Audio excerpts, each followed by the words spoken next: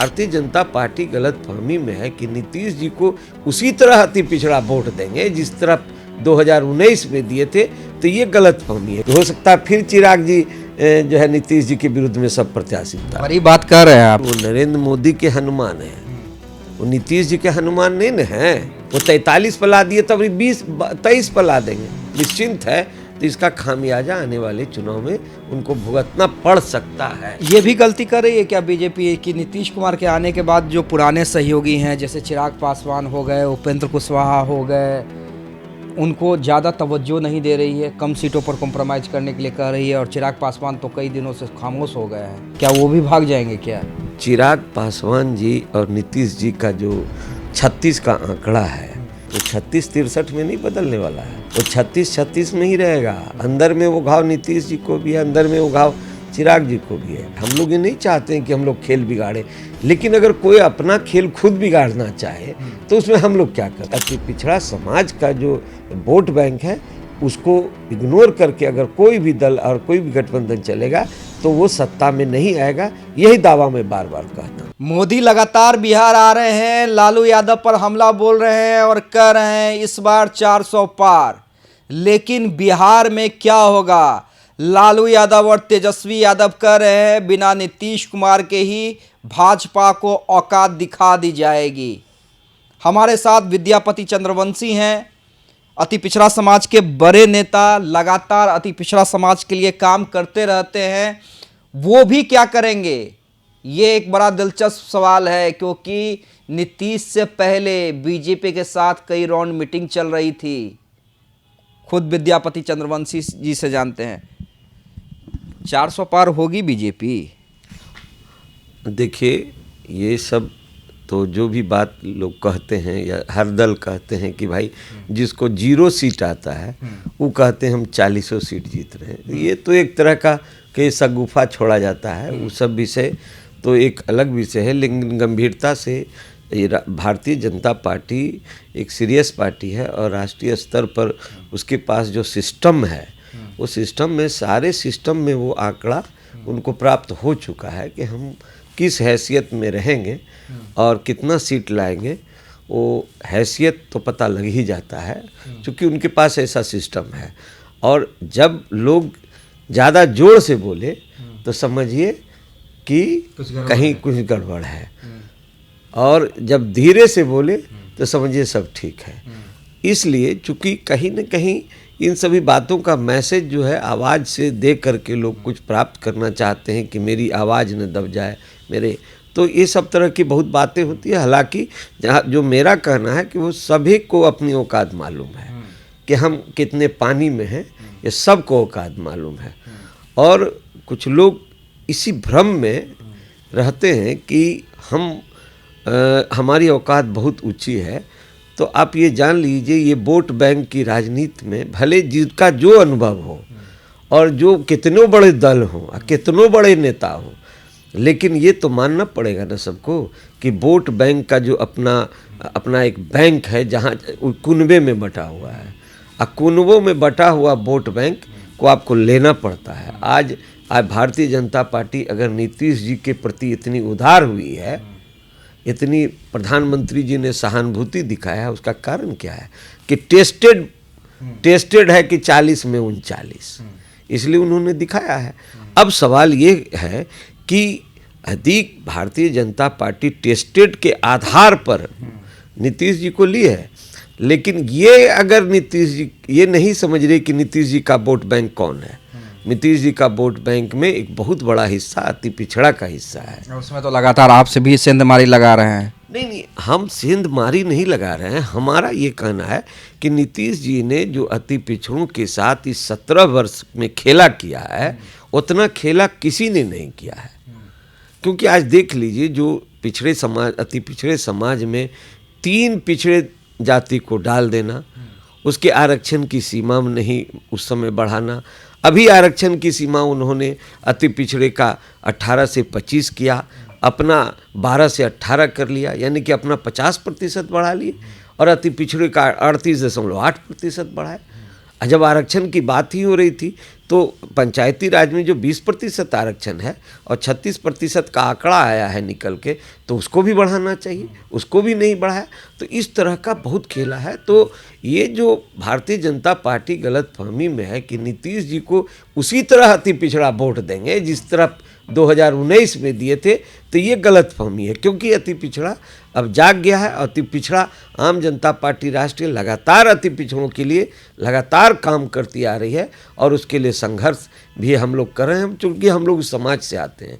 तो इसलिए मेरा कहना है कि इस गलतफहमी का शिकार भारतीय जनता पार्टी यदि इस बात को नहीं समझेगी तो उन्हें कहीं न कहीं उनके साथ जो दल हैं उनके पर भी ख्याल रखना होगा कि उनको कौन सा वोट मिल रहा है, कौन सा नहीं मिल रहा है। इसलिए मेरा कहना है कि नीतीश जी के आ जाने से भारतीय जनता पार्टी अगर निश्चिंत है तो इसका खामियाजा आने वाले चुनाव में उनको भुगतना पड़ सकता है। ये भी गलती कर रही है क्या बीजेपी कि नीतीश कुमार के आने के बाद जो पुराने सहयोगी हैं जैसे चिराग पासवान हो गए, उपेंद्र कुशवाहा हो गए, उनको ज़्यादा तवज्जो नहीं दे रही है, कम सीटों पर कॉम्प्रोमाइज़ करने के लिए कह रही है, और चिराग पासवान तो कई दिनों से खामोश हो गए हैं, क्या वो भी भाग जाएंगे क्या? देखिए, चिराग पासवान जी और नीतीश जी का जो 36 का आंकड़ा है, ये 36 का आंकड़ा जो है, आपको क्या लगता है इतना जल्दी 63 में बदल जाएगा? वो 36-63 में नहीं बदलने वाला है, वो 36-36 में ही रहेगा। अंदर में वो घाव नीतीश जी को भी है, अंदर में वो घाव चिराग जी को भी है। और आप क्या समझते हैं आने वाले विधानसभा में चिराग जी छोड़ देंगे नीतीश जी को क्या? उनका पॉलिटिक्स बिहार का पॉलिटिक्स है, और आने वाले चुनाव में तो मुझे जहाँ तक एक अंदाज है, जहाँ तक मैं गेस कर सकता हूँ, आपको बता दूँ कि हो सकता है फिर चिराग जी जो है नीतीश जी के विरुद्ध में सब प्रत्याशी उतार। बड़ी बात कर रहे हैं आप। हालांकि पॉलिटिकल नेताओं के कांटेक्ट होते हैं, क्षेत्र में लोग होते हैं, आपस में बातें होते रहती हैं, इस आधार पर बड़ी बात बता रहे हैं कि चिराग फिर से विधानसभा में अकेले लड़ जाएंगे नीतीश को नुकसान पहुँचाने के लिए। भाई आप ऐसे समझिए, वो नरेंद्र मोदी के हनुमान हैं, वो नीतीश जी के हनुमान नहीं न हैं। चिराग जी नरेंद्र मोदी के हनुमान है, अभी हनुमान बन के उनके साथ किसी भी तरह नरेंद्र मोदी को प्रधानमंत्री बनने में कोई दिक्कत नहीं हो, इसके लिए चिराग जी सब सेक्रीफाइस कर रहे हैं। लेकिन नीतीश जी के हनुमान वो नहीं हैं। इसलिए आप जान लीजिए कि मुझे भरोसा है कि बिहार के राजनीति में चिराग जी का जो कदम था 2020 में विधानसभा में, ये कैसे हम लोग मान लें कि बिहार उसके बाद जो है वो कदम पीछे कर लेंगे? वो 43 पर ला दिए, तब 23 पर ला देंगे।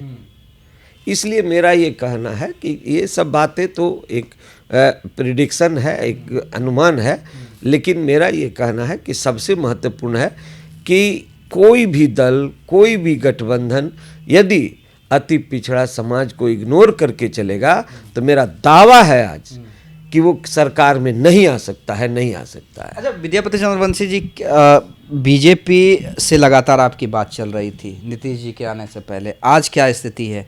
बीजेपी से बातचीत चल रही है, और अगर नहीं बीजेपी के लोग अब इंटरेस्टेड हैं तो विद्यापति चंद्रवंशी क्या करेंगे? क्या महागठबंधन में जाएंगे, अलग फ्रंट बनाएंगे, या अकेले अपने दम पे ये दिखला देंगे कि अति पिछड़ा समाज को इग्नोर करना या विद्यापति चंद्रवंशी को इग्नोर करना किसी भी दल को, किसी भी गठबंधन को भारी पड़ेगा? देखिए, अभी हम लोगों की बातें कहीं भी बंद नहीं हुई है, और अभी आप जानते हैं कि आज के डेट में, आज के समय, अभी आज के तिथि में अभी तक कोई भी दल अपना ये क्लियर नहीं किया है, कोई भी गठबंधन क्लियर नहीं किया है कि कितने सीट पर लड़ रहा है, कौन सा प्रत्याशी देगा। इसलिए अभी हम लोग की बातें जो है समाप्त नहीं हुई है। हम लोग भी कहीं न कहीं बातें हो रही है, और हम लोग भी आने वाले समय में उम्मीद रखते हैं कि किसी गठबंधन के साथ जा सकते हैं। अब सवाल यह उठता है कि यदि कोई भी गठबंधन, चाहे इंडिया गठबंधन हो या एनडीए गठबंधन हो, ये हम लोगों का जो मांग है, हम लोगों की जो बातें हैं, जैसे कि आज केंद्र में अभी 33% महिलाओं को आरक्षण दिया गया, हम लोगों मांग रखा केंद्र सरकार से कि आप इसका वर्गीकरण कीजिए, नहीं तो जो अति पिछड़े समाज की महिला, पिछड़े समाज की महिला को जो है आरक्षण का यह लाभ नहीं मिल सकेगा। इस सब तरह की हम लोग को केंद्र और राज्य से मांग है।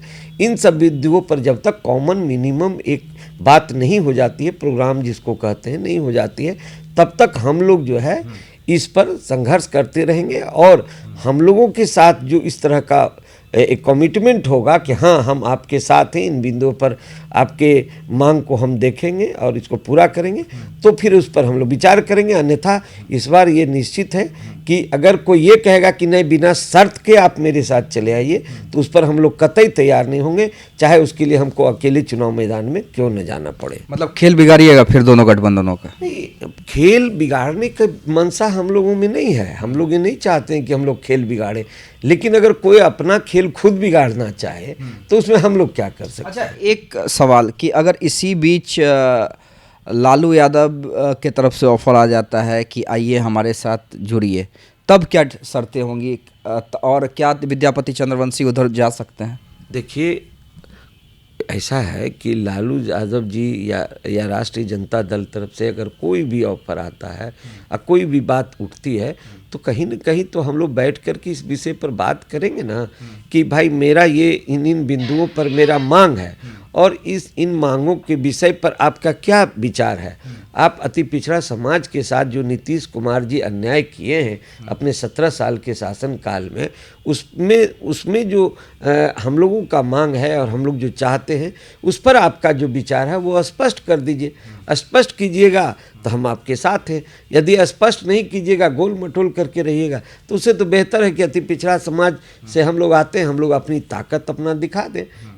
इसलिए हम लोग की मंशा खेल बिगाड़ने की नहीं है, लेकिन यदि खेल कोई अपना खुद बिगाड़ना चाहता है तो अति पिछड़ा समाज के बिना साथ लिए हुए उस दल की सरकार नहीं बनेगी। ये एक उदाहरण भी हम आपको देते हैं कि जब लालू जी की सत्ता गई थी उस समय अति पिछड़ा समाज नीतीश जी के साथ आया था, ये प्रमाणित है। इसलिए मेरा कहना है कि नीतीश जी हो या कोई भी दल हो, वो अति पिछड़ा समाज को इग्नोर करके चलेगा तो सत्ता में नहीं आ सकता। अच्छा, कितनी सीटें आपने चिन्हित की हैं अगर अकेले लड़ते हैं तो? या फिर ऐसा है कि जो गठबंधन से प्रमुख नेता होंगे वहाँ पे विद्यापति चंद्रवंशी कैंडिडेट खड़ा करवा देंगे? क्या कुछ रणनीति तो बनाई होगी ना, सभी दल बनाते हैं, ABC 3 प्लान लेके चलते हैं। देखिए, हम लोगों का एक क्लियर है, हम लोगों ने पहले भी कहा है कि अति पिछड़ा समाज बिहार में हर एक सीट, जहां लोकसभा सीट हो या विधानसभा सीट हो, सब में एक समान रूप से है, क्योंकि इसकी संख्या इतनी बड़ी है कि ये एक समान रूप से है। इसलिए हमको कहीं भी टिकट दे करके कैंडिडेट खड़ा करने में कोई दिक्कत नहीं है। और ऐसा नहीं है कि हम लोग के पास कैंडिडेट नहीं, हम लोग हेलीकॉप्टर लॉन्चिंग करने वाले नहीं हैं, हम लोग पास कार्यकर्ता हैं और हम अपने कार्यकर्ता को चुनाव लड़ा देंगे। इसलिए मेरा कहना है कि अति पिछड़ा समाज का जो वोट बैंक है उसको इग्नोर करके अगर कोई भी दल और कोई भी गठबंधन चलेगा तो वो सत्ता में नहीं आएगा, यही दावा मैं बार बार कहता हूँ। तो चलिए, विद्यापति चंद्रवंशी थे हमारे साथ जिन्होंने साफ कर दिया है बातचीत अभी बंद नहीं हुई है, बातचीत जारी है बीजेपी के साथ भी, लेकिन लालू यादव की तरफ से भी ऑफर आता है तो पहले बात होगी, और अगर इग्नोर करने की कोई भी गठबंधन कोशिश करेगा तो उसका खामियाजा उन्हें भुगतना पड़ेगा। और खामियाजा ये होगा कि इन्होंने अपने पहलवान यानी अपने कार्यकर्ताओं को तैयार करके रखा है, ज़रूरत पड़ेगी तो बिहार के कई सीटों पर ये कैंडिडेट खड़ा करवा सकते हैं।